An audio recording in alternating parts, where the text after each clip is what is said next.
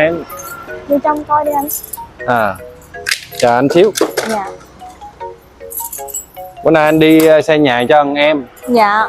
Qua đây rửa đồ. Dạ rồi. Dạ, Em hướng dẫn chỉ cho anh nhiệt tình vô nha. Anh tin tưởng đây lắm á. dạ rồi. Anh mua bên em là anh không có mua lầm đâu. Anh vô trong coi đi anh.